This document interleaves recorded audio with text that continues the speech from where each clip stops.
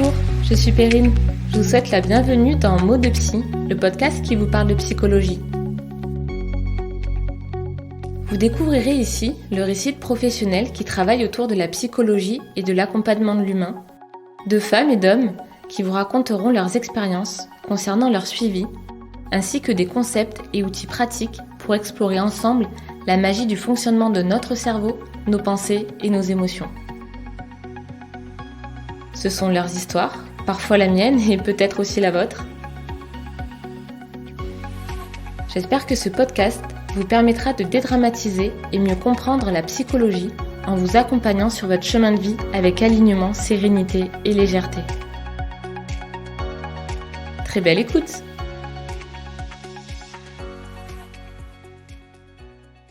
J'accueille aujourd'hui Sarah Lepers-Stacy, diététicienne nutritionniste depuis presque 10 ans. Avec douceur, Sarah va nous parler de sa spécialité en nutrition artificielle à l'hôpital et à domicile, ainsi que des conseils concernant la diététique et les injonctions dans les médias et réseaux sociaux. J'espère que ce podcast vous permettra de prendre du recul concernant le rapport à l'alimentation et de rencontrer l'admirable personne qu'est Sarah et les messages qu'elle a à cœur de vous transmettre. Alors vous êtes prêts ? C'est parti !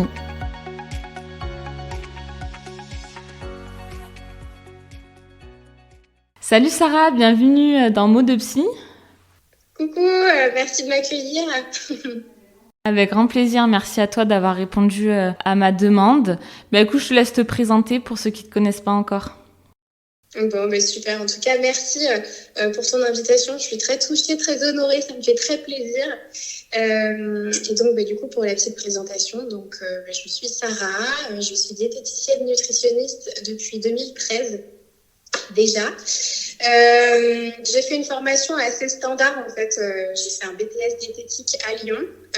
J'avais fait aussi une année de prépa avant. Ça avait été absolument passionnant. Et puis ensuite, j'ai eu de la chance parce que j'ai trouvé un poste très tôt. J'ai mis que 6 mois à trouver un poste dans le monde hospitalier. C'était 6 mois après, donc j'ai eu vraiment beaucoup de chance. Et je suis restée 7 ans sur ce poste au CHU. Et puis là, récemment, il y a 6 mois, un peu moins de 6 mois, je suis partie du CHU dans lequel je travaillais et j'ai commencé en fait à faire de la nutrition artificielle à domicile. Donc la coordination de soins, du gros lien avec les patients, vraiment spécialisés dans la nutrition artificielle. En fait, c'est ce que je faisais à l'hôpital. En fait, je faisais les protocoles à l'hôpital dans des services de chirurgie et de gastro-entérologie et j'envoyais les patients à domicile. Et en fait, maintenant, c'est ce que je fais. Je m'occupe du suivi à domicile. D'accord, donc tu fais le après maintenant. Ouais, exactement. Donc on va y revenir sur ta spécialité. Avant tout, est-ce que tu peux nous expliquer pourquoi tu as choisi le métier de diététicienne ? Alors en fait, c'est marrant parce que ça s'est fait un petit peu par hasard, mais sans être par hasard. C'est un peu étonnant. En fait, à la base, je voulais être orthophoniste. Donc, tu vois, ça s'est passé comme ça. Et puis, tu sais, l'année de terminale où tu dois choisir ton métier. Et puis, plus le temps passait, et plus je me disais, est-ce que je suis sûre ? Je savais que je voulais faire du paramédical. J'avais pensé à psy aussi. J'étais vraiment plein d'autres. Et puis, en fait, à cette époque-là, je faisais du rugby et j'avais dû arrêter de façon parce que j'avais une douleur en fait au niveau du dos qui était là en systématique et donc j'ai dû arrêter et à cette époque-là, ma maman travaillait de nuit, j'étais au lycée et je devais me débrouiller pour les repas du soir et en fait, je me suis vue prendre du poids, ce qui à l'époque m'avait un petit peu perturbée sans plus. Et ma maman, hyper bienveillante, m'avait dit écoute, si tu veux aller voir quelqu'un, tu peux. Si tu veux pas, il n'y a pas de souci, c'est toi qui vois. Donc, je suis allée voir un médecin nutritionniste et ce médecin nutritionniste m'a expliqué le schéma de l'insuline. Et alors là, révélation. Ça m'a ouvert sur le monde de la nutrition. J'en étais passionnée et depuis, en fait, je n'ai pas arrêté de regarder tout sur la nutrition. Je regardais tout et n'importe quoi et plus n'importe quoi. Et en fait, un jour, au repas du soir, je me rappellerai toujours, ma sœur, je lui disais, je sais plus trop ce que je veux faire. Et ma sœur me dit, mais pourquoi tu fais pas diététicienne ? Et en fait, c'était une évidence. Et je me suis dit, mais oui, c'est vrai que c'est un métier. Eh oui. donc voilà. Et puis ouais, ce métier, c'est vraiment une passion, tu vois. J'ai toujours été passionnée par le fonctionnement de l'organisme, comment il fonctionne, il faut lui apporter de l'énergie, l'alimentation, la gastronomie. Enfin, pour moi, c'est vraiment passionnant, quoi. Ouais, c'est vrai, c'est très large. Mais quand tu as commencé, ou en tout cas quand tu as eu l'idée, est-ce que tu imaginais ce métier comme tu le pratiques aujourd'hui, donc plutôt en nutrition pathologique, ou tu l'imaginais au début en tant que libérale? Alors franchement, pour être complètement transparente avec toi, je ne l'imaginais pas. En fait, c'est très étonnant.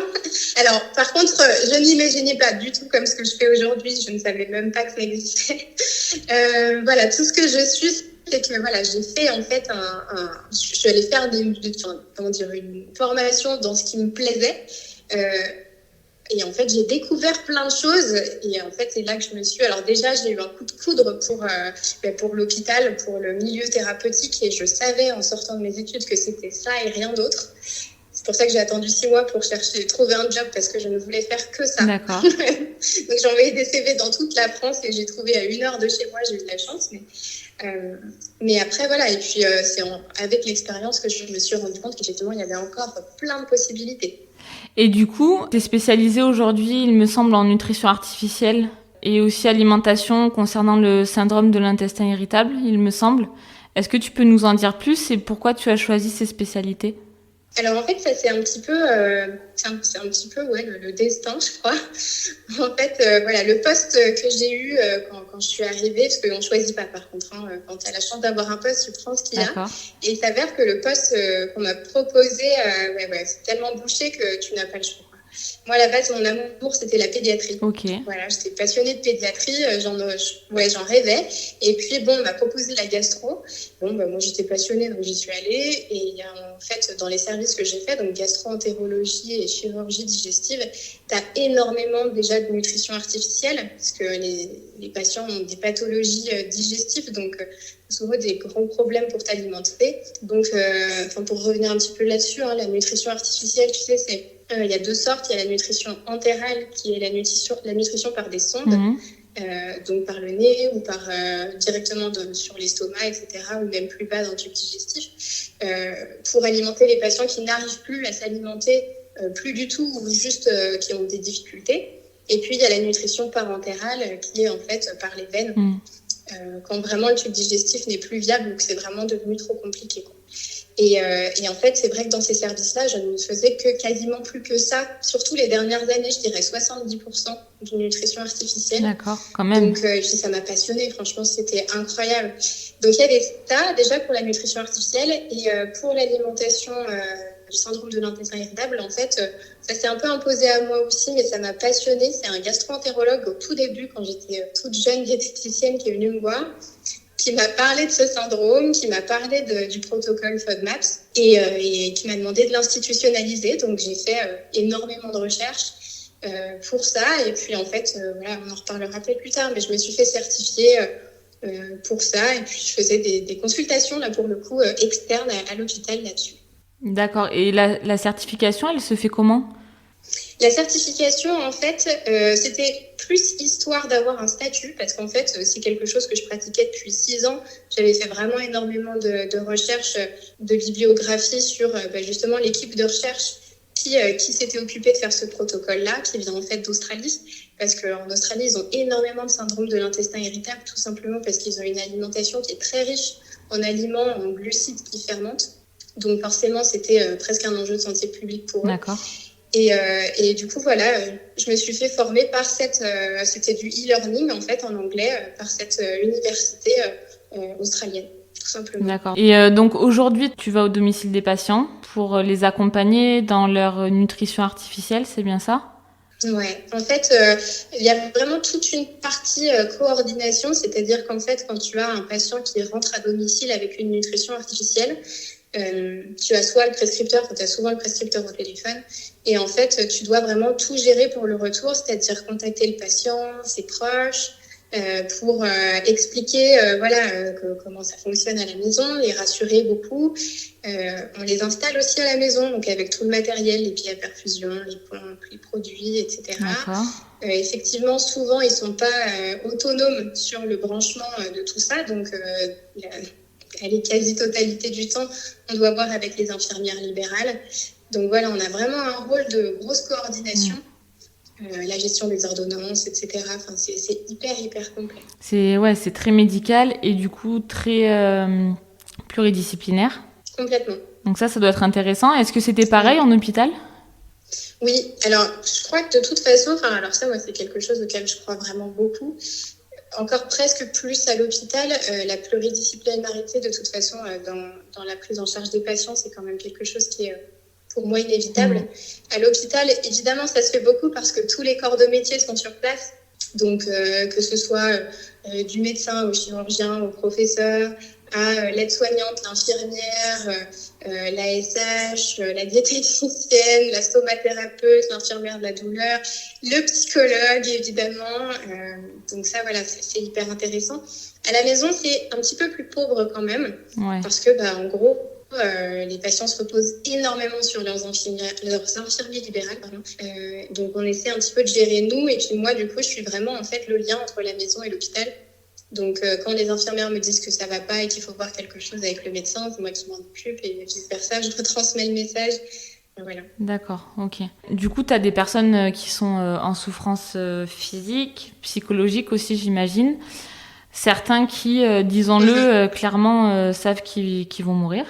Comment tu arrives à gérer ça et comment tu arrives à gérer du coup ce rapport avec le patient à ce moment-là ? Alors ça, c'est une très très bonne question. En fait, je pense que déjà pour ce type de métier-là, il faut avoir quand même certaines qualités humaines parce que tu es vraiment dans l'intimité de la personne.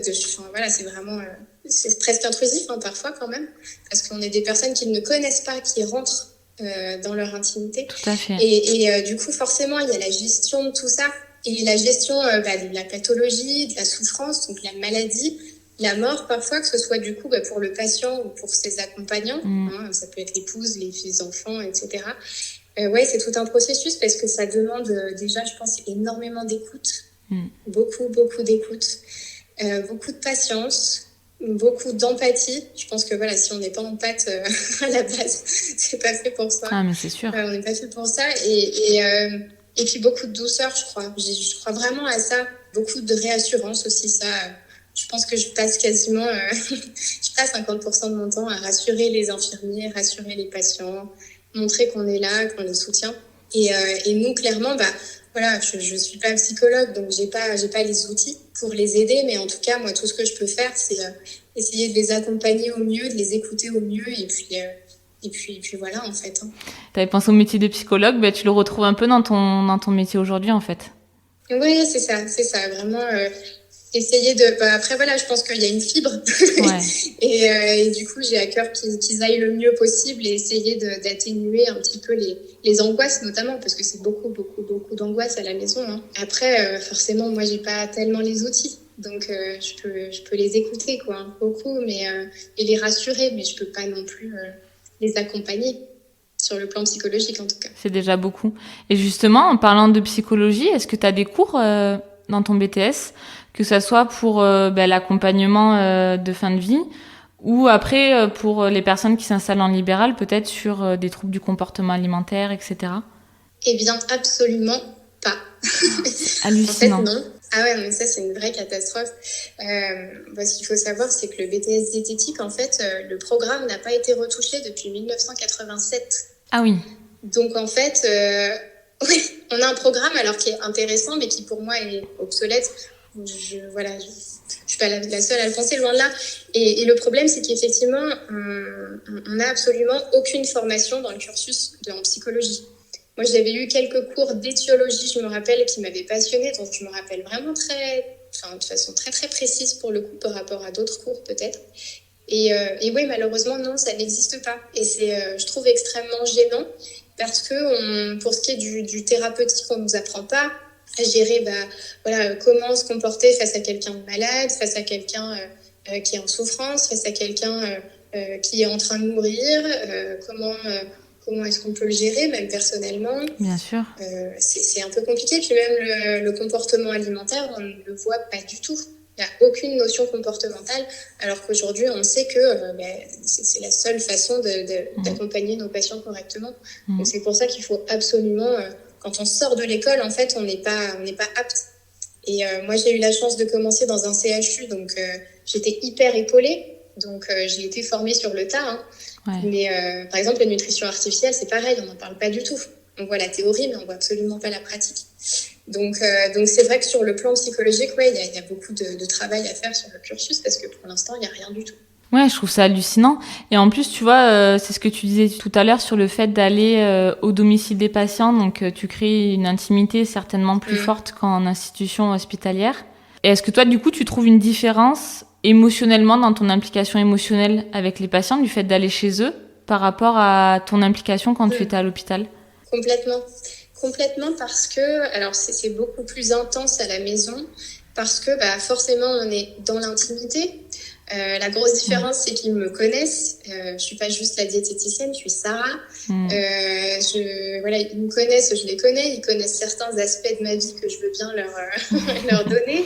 Moi, je connais quasiment tous les aspects de leur vie. Je connais parfois même leurs enfants. Je connais jusqu'au prénom de leurs animaux de compagnie. Enfin, tu vois, c'est vraiment un lien qui est hyper important. Il y a un vrai lien de confiance. Et c'est très marrant parce que moi, à chaque fois que j'appelle mes patients, ou en tout cas très souvent, j'ai des patients qui, quand je leur dis vous allez bien, ah bah oui ça va très bien et vous quoi de neuf, c'est vraiment une discussion, on n'est plus du tout, on est presque plus dans le soin, on est vraiment dans une discussion presque perso, donc c'est complètement autre chose. C'est vrai, tu vois, j'ai une petite patiente qui m'a fabriqué un petit cadeau la dernière fois que j'ai ramené. J'étais toute contente, ça m'a vachement touchée. C'est complètement, une fois sur deux, on me propose, ils ont un verger, j'ai des fruits, des légumes, j'ai des légumes. Enfin, c'est complètement autre chose. C'est vrai qu'à l'hôpital, forcément, c'est beaucoup plus. Alors, il y a deux choses, c'est beaucoup plus lissé. Parce que c'est beaucoup plus impersonnel. Oui. À l'hôpital, souvent, les patients, ils sont pas dans leurs vêtements à eux déjà, donc ils ont la tenue de l'hôpital. Ils sont dans un endroit qu'ils ne connaissent pas, où il n'y a rien de personnel. Ils sont aussi loin de leur famille, donc il y a plein de choses finalement dont on ne se rend pas compte à l'hôpital. Et puis, forcément, on les voit beaucoup moins longtemps. Et puis, tout le monde connaît la situation de l'hôpital aujourd'hui. On n'a plus le temps, malheureusement. Et du coup, on a beaucoup moins le temps de créer justement ce lien de confiance, ce lien émotionnel qui, moi, me tenait à cœur. Et c'est pour ça, en grande partie, que je suis partie de l'hôpital parce que ça me frustrait beaucoup, en fait. Ouais, vraiment, le lien thérapeutique qui est très important, voire primordial, d'ailleurs, dans une prise en charge de n'importe quel professionnel de santé. C'est exactement ça. En fait, je trouve qu'on perd beaucoup parce que moi, il me manquait, en fait, plein d'informations. Tu vois ton patient 15 minutes, 10 minutes par jour. Tu as le strict minimum, en fait, mais il te manque plein de choses. Bien sûr. Et comment, du coup, tu gères, toi, personnellement, les décès de tes patients, le rapport avec les familles ? Tu trouves que ça a un impact sur ta vie de tous les jours ? Alors oui, ouais, ça a vraiment un impact sur ma vie à moi. Heureusement, pour ça, l'hôpital m'a vraiment aidée parce que je suis arrivée toute jeune. Je crois que j'avais 23 ans quand j'ai commencé, 22, 23 ans.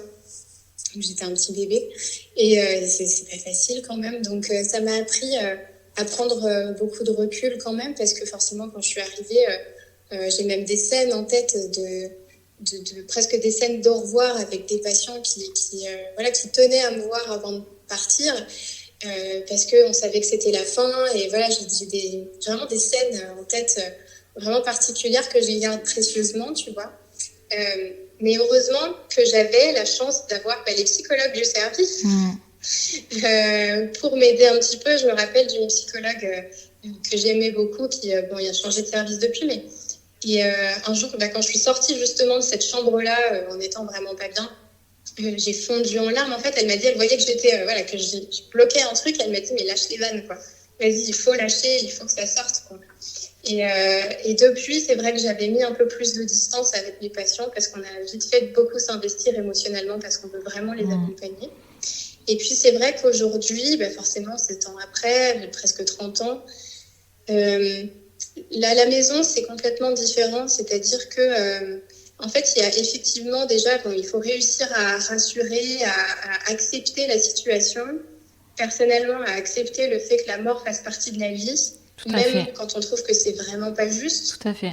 Voilà, il y a 2 semaines, j'ai perdu un petit garçon de 7 mois. C'est pas logique, c'est pas dans l'ordre des choses. Donc il faut apprendre à gérer ça. Je pense qu'il faut déjà, d'un côté, prendre de la distance et justement, même si on a un lien fort avec les patients, on va essayer de pas trop s'investir émotionnellement quand même. Et puis de faire un travail sur soi, sur la gestion de la mort, la gestion du deuil, voilà quoi, tout ça, hein, essayer de comprendre un petit peu tout ça. Donc ça a des aspects qui peuvent être un petit peu négatifs, mais ça peut avoir des aspects positifs, on apprend beaucoup. Tout à fait. Puis tu vois peut-être la vie différemment aussi. Ouais, exactement. Ouais, c'est ça. Et en hôpital, du coup, tu avais tes collègues, donc les psychologues qui pouvaient t'accompagner là-dessus. Maintenant que tu travailles à domicile, est-ce que toi, tu es suivie par un psy ?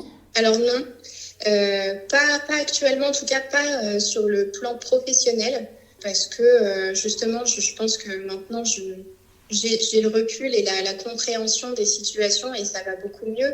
Mais clairement, si demain, je me sens impactée vraiment dans ma vie de tous les jours et que je sens que ça commence à être un petit peu compliqué, ouais, clairement, j'hésiterai pas à retourner voir un psychologue pour ça, parce que clairement, il faut se faire aider, hein. C'est pas inné, quoi, de pouvoir gérer ce genre de situation à domicile. Hein. Ouais, non, c'est clair. C'est clair. Pour personne, hein. Comme tu dis, c'est pas du tout inné. À côté de ça, tu es aussi présente sur les réseaux sociaux, notamment sur Instagram, et c'est là où on s'est rencontrés. Parce que j'aime particulièrement les messages que tu diffuses, notamment sur l'accueil de soi, sortir un peu des injonctions. Est-ce que tu penses que ce message est encore plus fort pour toi, du fait d'être en contact avec des personnes qui se nourrissent, pour le coup, juste pour vivre ? Parce qu'en fait, j'ai un peu l'impression qu'on a perdu l'essence même de la nutrition, qui est juste apporter au corps, en fait, le carburant adéquat pour vivre, tout simplement, qui maintenant peut causer beaucoup de problèmes au niveau du rapport au corps. Et je suis bien placée, du coup, pour en parler. Est-ce que, du coup, tu penses que c'est pour ça que tu t'investis beaucoup sur ces messages-là ? Je pense, ouais. Je pense que c'est complètement ça. C'est-à-dire que, du coup, moi, mon rapport à l'alimentation, il est, je pense, complètement impacté directement par mon job. Parce que, pour moi, l'alimentation, c'est vivre, en fait. L'alimentation, c'est directement corrélé avec la vie. Et c'est vrai que, tu vois, moi, je passe mon temps à essayer de nourrir les patients qui peuvent plus s'alimenter. Donc, on est vraiment dans une vision qui est hyper basique de l'alimentation. Et je pense que, du coup, ça me fait prendre du recul parce que presque, moi, l'équilibre alimentaire, honnêtement, c'est vraiment pas ma priorité. Moi, je veux juste qu'ils survivent. Donc voilà. Donc, je pense qu'il y a peut-être cette notion-là. Et puis pour le rapport au corps aussi, c'est vrai que je suis avec des patients qui sont malades, qui ont un corps malade, qui fonctionne plus comme il devrait fonctionner. J'ai des patients qui sont dévisagés par de la radiothérapie, des cancers, ORL, beaucoup. Et c'est vrai que, alors moi, ça me permet, je pense, vraiment de prendre du recul, de me dire que effectivement, en fait, mon corps, moi, ça m'a vraiment aidée. Mon corps, il est probablement pas toujours comme je voudrais qu'il soit ou comme j'aurais voulu qu'il soit. Mais en fait, peu importe, parce que la chance que j'ai, c'est d'être en très bonne santé et que mon corps me permette de faire tout ce que je veux. Ouais. Et ça, c'est hyper important. Et c'est vrai que du coup, je pense que ça dédramatise complètement mon rapport à l'alimentation et à mon corps. Parce que ouais, je pense que c'est impératif de reprendre les bases et de se dire, voilà, l'alimentation, c'est là pour donner de l'énergie à mon corps déjà, et après on voit. Quoi. Ouais, parce que tu dis ça parce que ça a pu être compliqué pour toi, ton rapport au corps, à un moment donné ? Moi, j'ai eu longtemps quand même un rapport assez conflictuel au corps, parce que, mais ça je le dis beaucoup sur mes réseaux sociaux, le corps a vraiment une trop grosse importance dans notre société. Et moi, en fait, depuis la puberté, j'ai énormément été jugée, étiquetée, appréciée, à travers mon corps. Et en fait, j'ai longtemps été définie, pas exclusivement, mais beaucoup par mon corps.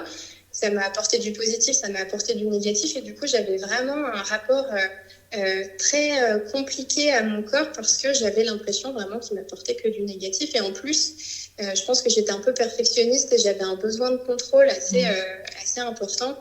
Je fais partie, tu vois, de ces jeunes filles qui ont été tellement impactées par la société que je crois que j'avais acheté, et je me dis, mais c'est incroyable, quoi, d'en arriver là. C'est vraiment pour moi la société qui est en cause. J'avais acheté ma première crème, je m'en rappelle, contre la cellulite, je devais avoir 16 ans, quoi. Ouais.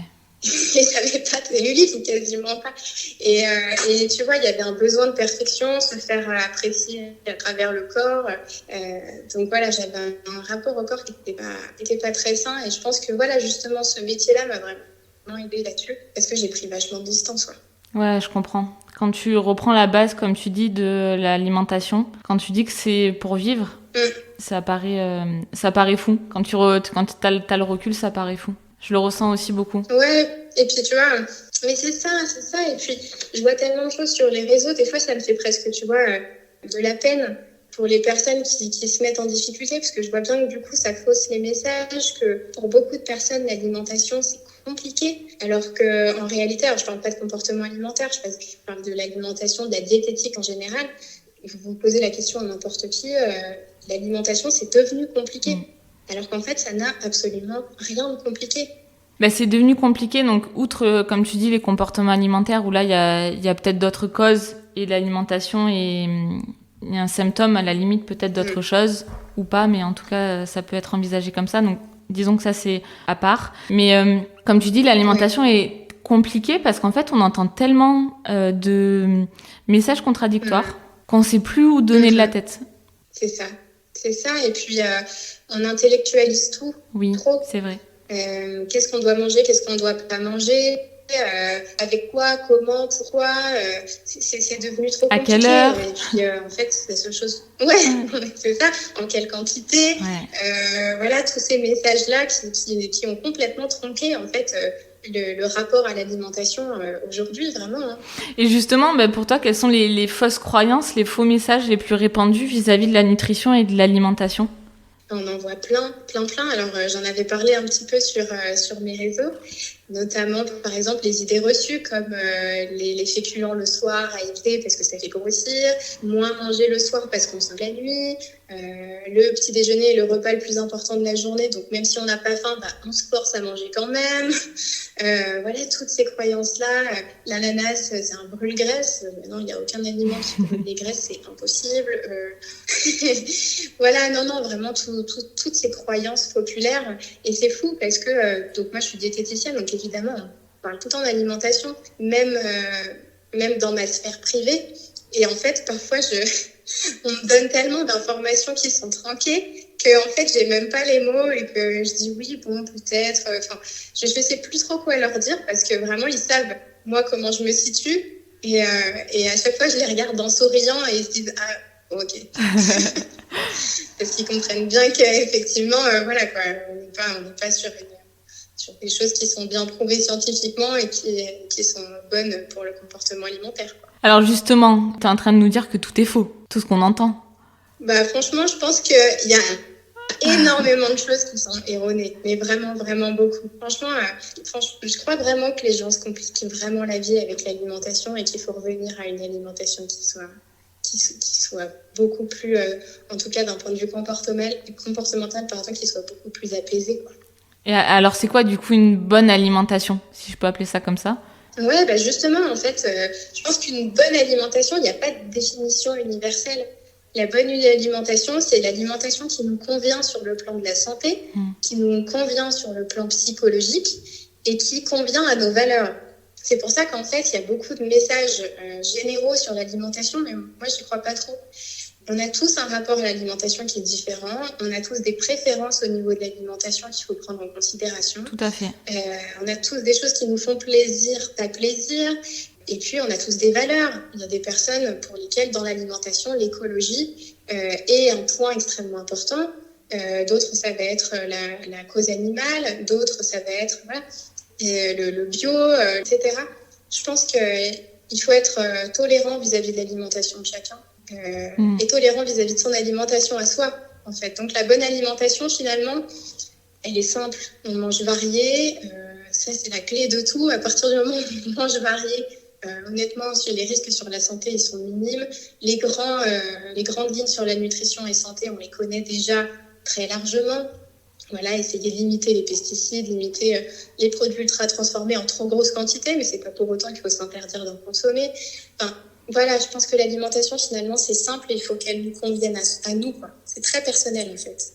Oui, parce qu'on a l'impression effectivement que tous les messages, c'est pour tout le monde. Sauf qu'en vrai, on a tous un corps différent, des besoins différents et comme tu dis, peut-être aussi des valeurs différentes. Et c'est ce qui nous convient le mieux. Et on peut pas donner un régime le même pour tout le monde.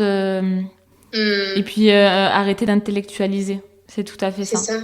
En fait, je pense qu'on passe trop de temps à faire et à vouloir faire et on passe pas assez de temps à être. Et ça, je crois que vraiment, c'est hyper important de le rappeler, en fait. L'alimentation, c'est pas un acte comme ça de la vie quotidienne, c'est un acte important. Et il faut le vivre, il faut être conscient.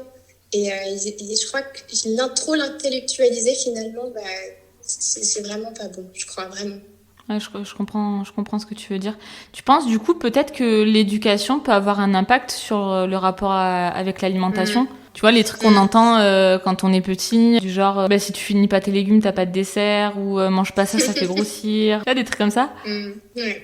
Et effectivement, en fait, il y a beaucoup. Je pense que l'éducation, ça a vraiment une place extrêmement importante. Alors, il y a l'éducation à l'alimentation, ça c'est clair, en tant que parent. Alors après, il y a les cantines aussi, les restaurants scolaires, etc., qui peuvent aider. Mais en tant que parent, effectivement, on peut avoir, pour moi, les règles alimentaires qu'on peut donner à un enfant, c'est surtout de varier et de présenter plein de choses. C'est l'éveil, en fait, à l'alimentation, l'éveil aux aliments, aux textures, aux goûts. Ça, c'est passionnant, je trouve, en tant que parent. Et je crois qu'au-delà de ça, il y a vraiment une éducation comportementale et qui est souvent tronquée. Moi, je vois énormément de choses, parce que, moi, j'ai pas d'enfants, mais dans mon entourage proche, il y en a énormément. Et parfois, je suis vraiment gênée parce que j'entends des choses, par exemple, non, tu dois manger, par exemple, je sais pas moi, trois tucs à l'apéritif. Il n'y a pas de notion de fête, quoi. À l'apéritif, c'est 3 tucs. Et par contre, si au repas après, tu n'as plus faim, je te force à manger, quoi. Voilà, il y a des choses, ou alors le contrôle des quantités au gramme près, avec des balances. En fait, je crois vraiment que dans l'éducation, il y a beaucoup de transferts de peur. Soit des événements passés, par exemple des personnes qui ont peut-être souffert dans leur jeunesse d'un corps qui n'était pas celui qu'ils voulaient et qui du coup ont peur de reporter ça sur leurs enfants. Donc en fait, ils transfèrent leurs angoisses. Attention, ça fait grossir. Moi, j'ai déjà entendu le matin, au lieu de manger du Nutella, mange du sucre. Mange de la confiture. Écoute, non, en termes de calories, en fait, voilà, mais c'est parce que y a des fruits dedans, donc ça paraît mieux, quoi.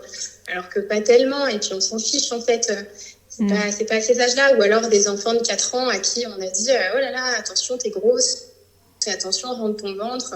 Moi, je veux pas, quoi. Alors que pas du tout, en plus, vraiment. Voilà, on est encore sur de la grossophobie, c'est-à-dire qu'on a l'impression qu'elle est un petit peu potelée, donc tout de suite on s'inquiète, comme si c'était grave, quoi. Donc je crois que vraiment, les enfants, il faut leur inculquer un rapport sain à l'alimentation, parce que vraiment, quand on le voit, en tout cas dans tout ce qui est comportemental et les troubles du comportement alimentaire, ça vient tout le temps d'une réflexion. Mais il en suffit d'une seule, et c'est même pas un parent. Ça peut être l'ami d'un parent, ça peut être la tante, ça peut être... À l'école. Ouais, à l'école, ça peut être tout. Et en fait, il faut comprendre qu'en disant une phrase, on peut complètement éclater le rapport à l'alimentation et au corps d'une personne et le plonger dans des troubles du comportement alimentaire. Donc, il faut y faire super attention. Quels conseils, du coup, tu donnerais aux parents ?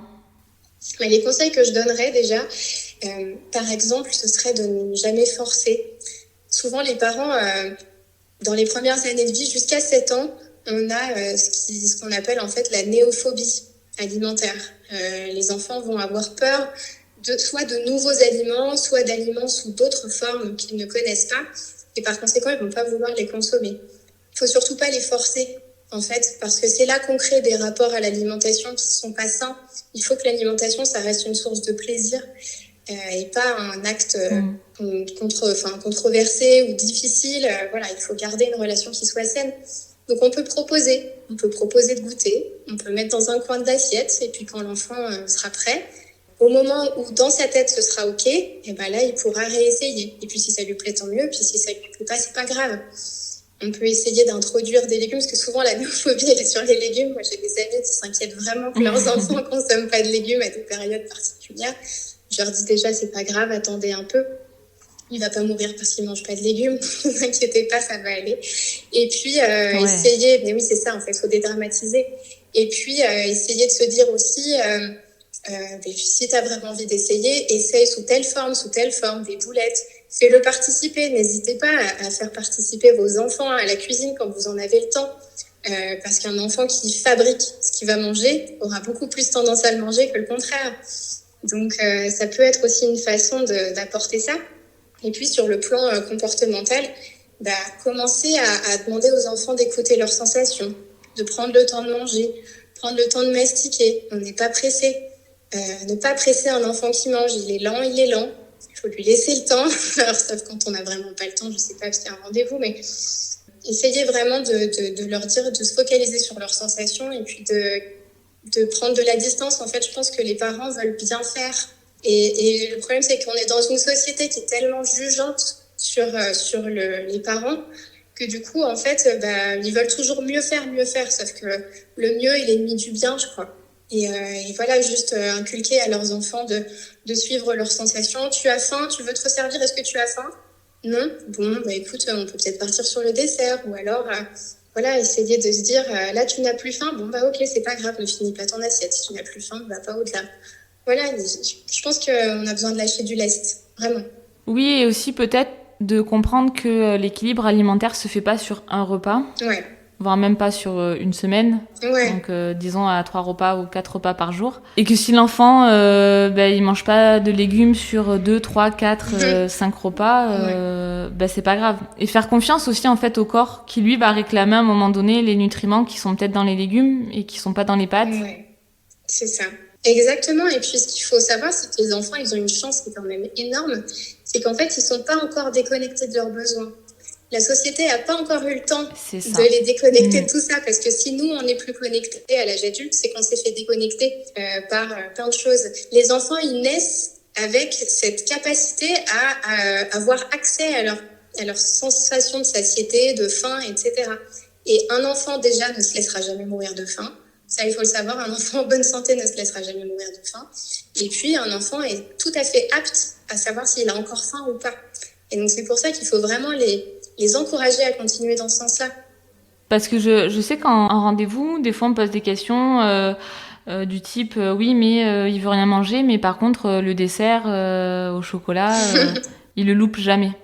Ouais. Alors, quoi répondre à ce moment-là du coup? Quand c'est comme ça, il faut essayer de faire confiance, de dire alors est-ce qu'on peut essayer de voir s'il y a des aliments qui peuvent plaire ou pas? Est-ce qu'on n'est pas dans une énorme période de néophobie? Auquel cas, effectivement, aller voir un psychologue, ça peut être pas mal parce que parfois, il y a toujours une période de néophobie qui est plus ou moins importante. Parfois, il y a des néophobies qui sont très, très, très importantes, auquel cas, là, il faut peut-être essayer de trouver peut-être une origine qui soit autre. Donc ça, c'est une première chose. Et puis, ne pas hésiter à proposer plein de choses. Parce que si on voit que c'est un non systématique qui est même pas réfléchi, c'est-à-dire non, je veux pas ça, là, on est dans de la néophobie ou même je sais pas, dans un rapport d'opposition peut-être aux parents et à l'éducation, je ne sais pas. Mais si c'est autre chose que ça et une question de goût, l'objectif, c'est d'essayer de proposer un maximum de choses pour essayer de trouver des choses qui fonctionnent. Donc, des aliments, des façons de cuisiner des aliments qui soient différentes de d'habitude, ou alors des plats super simples. Voilà, pâte au jambon, repas du champion, ça, souvent, ça passe bien, quoi. Et tu disais justement que les enfants étaient connectés à leurs besoins et nous, en tant qu'adultes, plus. Oui. Comment faire pour se reconnecter à ces besoins? Et ça, c'est une très, très bonne question. Moi, je pense que pour ça, nous, on a besoin de beaucoup d'exercices à l'âge adulte. Déjà aussi, ne pas trop mentaliser la chose quand on commence ça, parce qu'on ne peut pas être connecté à ses besoins dans notre vie d'adulte 100% de notre temps. C'est pas possible. On a souvent un travail qui ne le permet pas ou une situation qui ne le permet pas. Donc, l'important, c'est d'essayer d'être plus conscient au maximum, mais pas en systématique, ne pas se mettre cette pression-là comme nouvelle injonction déjà, Et puis, je crois vraiment qu'il faut se faire accompagner parce que aujourd'hui, on a la chance d'avoir des diététiciens qui sont spécialisés dans le comportement alimentaire et qui ont des outils. Enfin, moi, voilà, j'avais fait des formations dans ce sens-là. On a des outils pour permettre aux gens de se rendre compte, en fait, que, par exemple, s'ils sautent le petit déjeuner, ils vont pas mourir de faim, ils vont pas tomber dans les pommes. Que en fait, on mange beaucoup trop en quantité et qu'on va toujours au-delà de notre faim, qu'on s'écoute pas assez. Qu'on prend pas le temps de mastiquer. Voilà, il y a plein de choses comme ça, plein d'outils qui nous permettent vraiment de nous rendre compte. Moi, franchement, en faisant ces formations-là, je me suis pris des claques. Vraiment, j'avais moi-même plein de croyances sur ma capacité à gérer les choses. Et en fait, je me connaissais pas, quoi. Donc, c'est impressionnant quand même. Ouais, c'est fou. Et ces formations, du coup, c'est toi qui es allée les chercher? Oui, complètement. Alors, en fait, moi, j'ai eu de la chance, c'est que à l'hôpital, j'ai eu accès à vraiment une formation mais incroyable c'était une formation d'expérience en fait, donc j'ai profité de l'expérience de toutes les personnes qui étaient à côté de moi. Et puis j'ai eu accès forcément à diverses formations. Il y avait l'éducation thérapeutique du patient, qui est en fait une façon de former le patient, parce que nous, diététiciens, on est des rééducateurs, comme au même titre que les kinés, par exemple. Donc l'objectif... Okay. Ouais, exactement. Donc en fait, l'objectif, c'est... je savais pas. Ouais, si, nous, par exemple, dans le CHU dans lequel j'étais, on était rattachés au pôle rééducation. Donc on est vraiment on est vraiment vus comme des rééducateurs.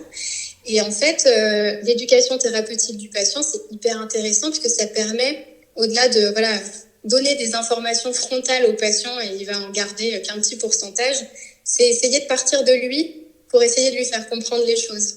Donc ça se fait sous forme d'atelier, ça se fait sous forme de poser les bonnes questions, le faire amener à se poser des questions, là pour le coup à intellectualiser le truc et à se dire ah oui pourquoi. Ça c'est vachement bien. Il y a eu effectivement pour la nutrition artificielle le DU de nutrition clinique et métabolisme de la SFNCM, donc qui est la plus grande institution de nutrition en France. Ça c'était pour le versant nutrition clinique, nutrition artificielle. Et puis, j'ai eu en fait accès à un retour d'expérience, un retour de formation en fait d'une collègue qui avait fait le gros, c'est GROS. Et en fait, c'était hyper passionnant parce que tous les exercices de cette formation-là, je les ai eus. C'était passionnant. Elle nous a formés en fait à la formation qu'elle a faite. C'était incroyable. Et puis, la Monash University avec le syndrome d'intestin irritable. Mais je pense vraiment que quand on est diététicien, on doit se former. Et je pense que même pour moi, commencer libéral, donc avec majoritairement de la perte de poids, sans avoir de formation en nutrition comportementale, en accompagnement comportemental et psycho, tu vois, pédopsycho, je pense que vraiment c'est pas adapté, quoi, vraiment. Ouais, je suis plutôt de ton avis aussi. Oui, en fait, quand tu sors de l'école en tant que diététicien, pour moi, tu es un bébé diète et tu as encore tout à apprendre. C'est-à-dire que tu as toute la théorie, tu as un peu de pratique avec tes stages, mais devant, on a un boulevard de connaissances à acquérir et il faut le faire, quoi. C'est impératif pour moi. Et puis d'ailleurs, à l'école, on nous le disait. Moi, je me rappelle, à l'école, on me disait le libéral, c'est 5-6 ans d'expérience après le BTS. Avant, c'est pas possible. Sauf que moi, je peux le comprendre aussi parce qu'on a aujourd'hui un secteur qui est tellement bouché qu'on ne trouve pas de job dans le thérapeutique, dans les hôpitaux. Et que donc, forcément, on a envie de faire le métier pour lequel on a fait des études, donc on s'installe. Sauf qu'en fait, souvent on est très jeune, donc on n'a pas toujours le recul sur la vie, sur tout ça. Et puis, forcément, on n'a pas le comportemental. Donc il faut impérativement faire une formation comportementale quand on est en libéral. Ça me paraît... Si on veut que ça fonctionne, c'est le seul moyen. Ouais, je suis tout à fait d'accord avec toi et ça vaut pour la formation de diététique, mais ça vaut aussi pour la psycho. Quand on sort, à mon sens, on n'est pas assez formé. On apprend sur le tas, sur le terrain, et il y a un boulevard aussi, quoi. Il y a tellement de choses à faire. Ça n'empêche que, comme tu dis, on peut s'installer en libéral, mais pour moi, la formation continue est primordiale et nécessaire et c'est ça. Obligatoire même. J'irai jusque là. Oui, c'est ça. C'est exactement ça. Qu'est-ce que tu penses, toi, des nouveaux mouvements qui émergent un petit peu, tu sais, le body positive, l'acceptation de soi, beaucoup sur les réseaux sociaux. Qu'est-ce que tu en penses, toi ? Alors moi, j'ai un avis qui est voilà, qui est un peu, je sais pas, je saurais pas comment le dire, un peu fluctuant, un peu. En fait, d'un côté, je trouve ça super que, alors, la parole se libère, c'est incroyable. Essayer de lutter contre la grossophobie, ça me paraît être une évidence. Essayer de faire comprendre qu'il n'y a pas un seul corps, mais qu'il y en a des tas, et qu'il n'y a pas un corps qui vaut mieux qu'un autre. Ça, c'est complètement le cas. Tout à fait. Ça, c'est une évidence. Essayer justement de prendre de la distance, de permettre l'inclusion aussi de tous les corps dans les magazines, dans tout ça. Donc, je suis quand même contente parce que je trouve que sur Instagram, ça se développe beaucoup plus que sur d'autres plateformes. Facebook, pas du tout. On fait encore des choses horribles. TikTok, c'est pas encore le cas, hein, clairement. En tout cas, du recul que j'ai, on voit des trucs assez hallucinants. Mais par contre, sur Instagram, je suis contente parce que vraiment, je trouve que les choses changent. Donc là, ça me fait plaisir. Après, il y a des choses qui me dérangent un peu plus dans le body positive. Par exemple, je trouve que parfois, il y a des injonctions, en fait. On veut lutter contre les injonctions des régimes et du corps et de la société et du corps parfait que la société nous impose. Mais je trouve que parfois, il y a d'autres injonctions associées avec le body positive. Tu dois t'aimer, tu dois t'accepter. Ton corps est comme ça, il est fait comme ça, tu l'acceptes. Moi, je suis pas d'accord avec ça. Moi, je pense, alors tu me diras si je me trompe, mais ça me paraît complètement absurde de demander à quelqu'un qui s'est détesté ou qui ne s'est pas aimé pendant 30-40 ans, du jour au lendemain, de se dire « Ah ouais, je suis super, j'adore mon corps, je me trouve trop canon. » Tu vois, ça me paraît un peu... Si ça marchait comme ça, je peux te dire que... Ah, ça serait incroyable. Franchement, mais ça serait super. Ah bah oui. Mais je suis pas sûre que ce soit possible. Moi-même, tu vois, alors j'ai un corps qui correspond à la société, pour autant, je l'apprécie pas tous les jours. Et au fond, est-ce que c'est grave? À partir du moment où ça me pose pas de problème et ça me pousse pas à faire des choses négatives pour mon corps, bon, je me dis que c'est pas négligeable. Et puis, encore une fois, je crois qu'il y a la body acceptance, donc on est obligé de s'accepter, et puis il y a la body neutralité. Et ça me parle un peu plus. Encore une fois, est-ce que mon corps est obligé d'être le centre de tout? Est-ce qu'on ne peut pas plutôt m'apprécier pour ce que je suis? Est-ce qu'on ne peut pas essayer de passer au-delà de mon corps? Est-ce que, c'est ça. Je trouve que le body positive, c'est vraiment super parce que ça permet de faire évoluer plein de choses. D'un autre côté, moi, je penche plutôt sur le body neutrality. Alors ça, c'est des courants. Parce que je pense vraiment qu'il faut essayer de se désaxer de tout ça. Je pense qu'on n'est pas obligé de détester son corps et de faire des régimes, et pour autant, on n'est pas obligé de faire l'apologie de son corps et d'en faire je sais pas, le centre de tout. Je crois qu'on a plein d'autres choses et on est des êtres humains et la vie est courte et le corps, de toute façon, il change. Et qu'on le veuille ou non, de toute façon, oui, là maintenant, on peut être grand, petit, blond, brun, mince, gros, peu importe. À la fin, on sera tous les mêmes. Et je crois qu'il faut arrêter un peu de mettre le corps au centre de tout comme ça. Ouais, t'as tout à fait raison, vraiment. Et pour toi, quel est l'accompagnement le plus complet pour des personnes qui ont du coup un rapport dysfonctionnel avec l'alimentation, qui pourrait tendre vers les troubles du comportement alimentaire? Tu le vois comment, toi, un suivi d'une personne qui aurait ce rapport-là avec l'alimentation? Alors, pour moi, on en revient à ça, mais pour moi, c'est la pluridisciplinarité. Les troubles du comportement alimentaire, de toute façon, souvent, le poids, en fait, c'est qu'un symptôme. Ça, je l'ai encore dit récemment sur Instagram. Le poids, les variations de poids, peu importe, c'est le symptôme du problème. Le problème, il est autre. Et c'est ça qu'il faut aller chercher. Il faut aller au-delà de ça, au-delà, encore une fois, du corps, et essayer de s'intéresser à ce qui se passe dans la tête et essayer de déceler les problématiques. Et donc, pour moi, les troubles du comportement alimentaire, c'est déjà et surtout un accompagnement qui soit psychologique, donc une thérapeutique, une thérapie quelle qu'elle soit. Tu sauras mieux me dire, mais je crois que les TCC fonctionnent bien, les thérapies TCC fonctionnent bien dans ce contexte-là. Mais je pense aussi que, alors soit en même temps, soit à côté, ça peut être intéressant de voir un diététicien formé au TCA pour essayer sur le versant alimentation, justement d'essayer de travailler le rapport à l'alimentation une fois qu'on a commencé à comprendre d'où le problème venait, et essayer justement de retrouver et d'essayer de reconstruire en tout cas un rapport à l'alimentation qui soit sain en fait. Tout à fait. Et comment savoir si on a un rapport dysfonctionnel avec l'alimentation? Est-ce qu'il y a des signaux en particulier? Alors, bon, comme tu le sais, sur les troubles du comportement alimentaire, on a des troubles qui sont majeurs et puis on a des petits troubles mineurs qui sont difficilement perceptibles. La première chose pour moi, alors quand on a des troubles majeurs, de toute façon, quand on est dans une notion de contrôle, parce qu'on veut ne pas beaucoup manger, par exemple, pour contrôler son poids absolument, parce qu'on a peur parce qu'on a des peurs, en fait, tout simplement.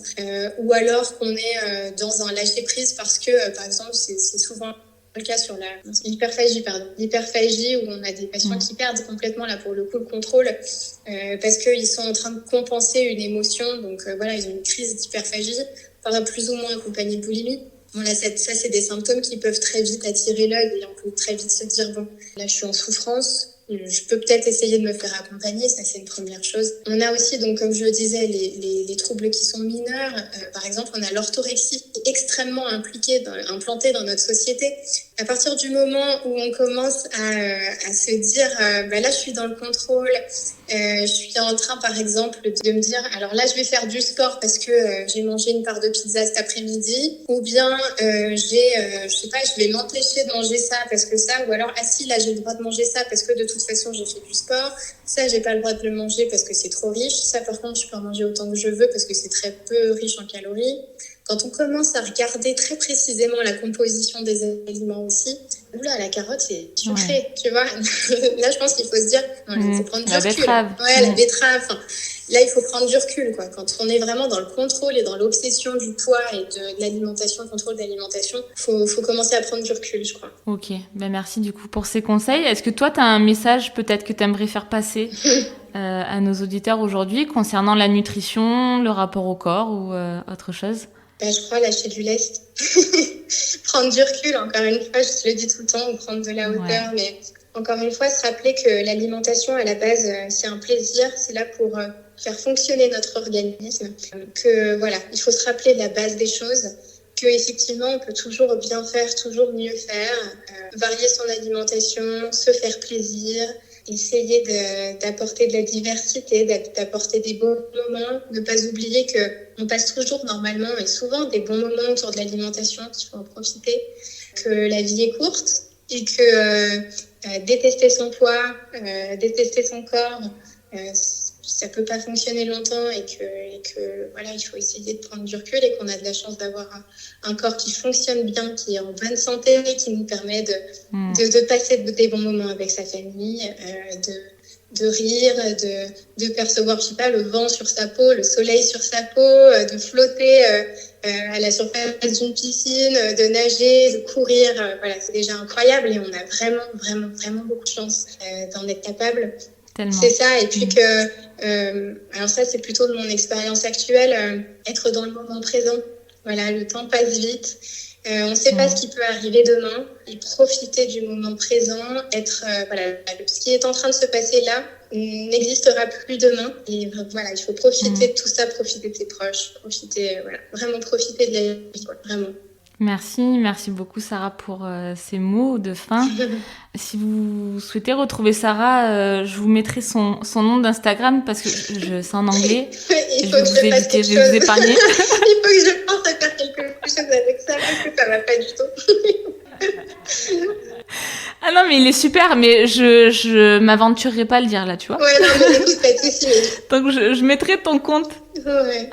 Je mettrai ton compte en dessous du commentaire du podcast parce que vraiment, quand tu as le temps, c'est vrai que t'es très prise par ton travail et d'ailleurs, merci pour ça aussi parce que quand on voit des professionnels de santé vraiment investis comme ça dans leur boulot, avec des messages forts aussi, je trouve ça touchant et génial parce que on se dit que vraiment c'est ton métier et que tu donnes une grosse part de toi. Donc quand tu le peux et quand tu as le temps, tu mets des messages sur Instagram, des concepts et beaucoup d'informations sur la nutrition. Donc n'hésitez pas à retrouver Sarah sur son compte Instagram, je trouve ça super intéressant. Tu fais des petites vidéos aussi et à chaque fois je me régale de te lire et de te regarder. Ouais, t'es un amour. En tout cas, ça me fait vraiment très très plaisir. Merci vraiment d'avoir pensé à moi. Je le sais, je suis vraiment très très très touchée. Ça m'a fait extrêmement plaisir. On a passé un super moment et puis ouais, c'était super chouette. Donc je te remercie beaucoup. Merci pour ta confiance. Merci d'être toi aussi. Merci à toi, Sarah. T'es vraiment une personne adorable. Et ça fait beaucoup de bien d'avoir des personnes comme ça sur les réseaux. Donc, merci Instagram pour ça. Ouais, c'est vrai. Merci. Je te retourne le compliment. Franchement, c'est un super moment. J'ai pensé à toi de suite, c'est clair. Des personnes qui ont des messages qui me parlent et dont j'ai envie, du coup, de porter leur voix aussi.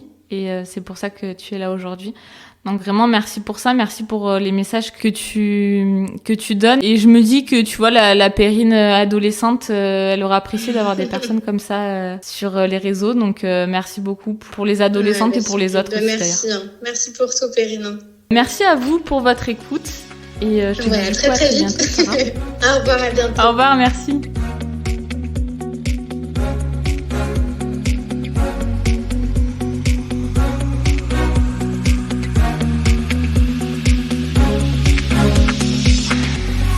Je vous remercie d'avoir écouté cet épisode et j'espère qu'il vous a plu.